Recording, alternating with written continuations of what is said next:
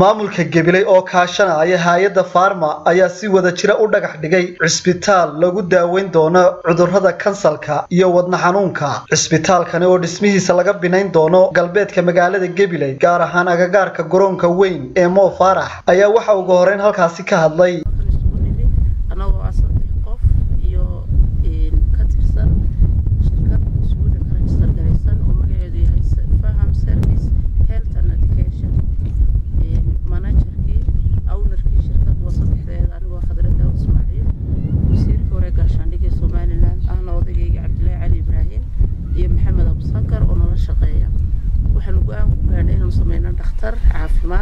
دكتور كاسو أنو كردينا إن شاء الله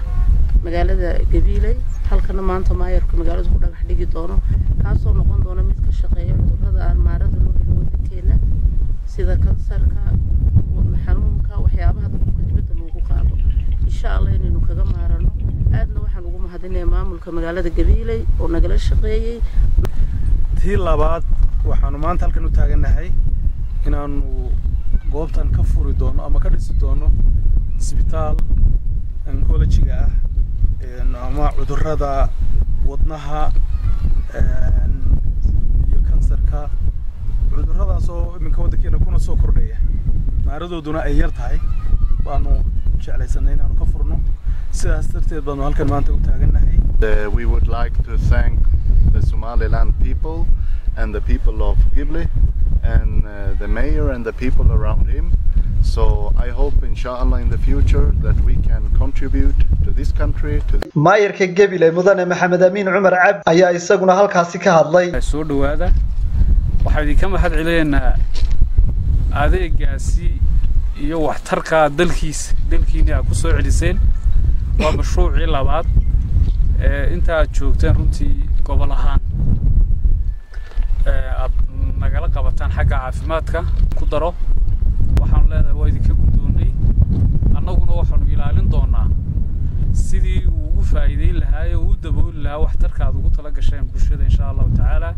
ka noqoto inuu ku dhisno nooca loo yaqaano PPE oo runtii ay tahay noocyo kamid ah noocyada adduunka lagu horumariyo annagu xaggayga diyaar baan u nahay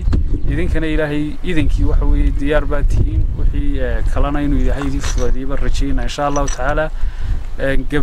maanta oo ay Gabiley doonayaan dhagax dhigaan goob caafimaad lagu daweeyo cudurrada halista ah ee dadkeena dhibta faraha badan la ku hayay ee kharashka faraha badan kaga baxay ee ninka aan kharashka haysanina oo cudurkaas u dhimanaya qaar baa ku soo fikira in dalka wax qabtaan laakiin maanta qurbo joogti waxaan u maleynayaa ku soo fikirayaan in dalka u shaqo tagaan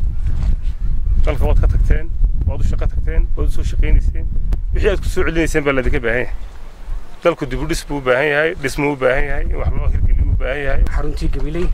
anigu ah isduuy caafimaadka iyo maayarkii iyo shirkadda oo halkan dhagax dhigano si cisbitaalkaas oo wadanka afci doona oo dadkii dibadda loo direeyay ka helayna halkan service noocaas oo oncology oo kansarka lagu daweeyo mashruucan noqdo mashruucii u horeeyay halkan maanta ka hirgalay ka hilaaca aad baan ugu mahadnaqayaa ururkaasi annagana farxad bay noo tahay gol deegaan ahaan inaanu mashruuca qiimaha leh ilaahay nagu simo aanu leenahay ilaahay hayd ka abaal mariyo annaguna kulli waxay noo tahay wanaag وعبد الرزاق أحمد هيان الكعسة صوم نيوز تي في Gabiley.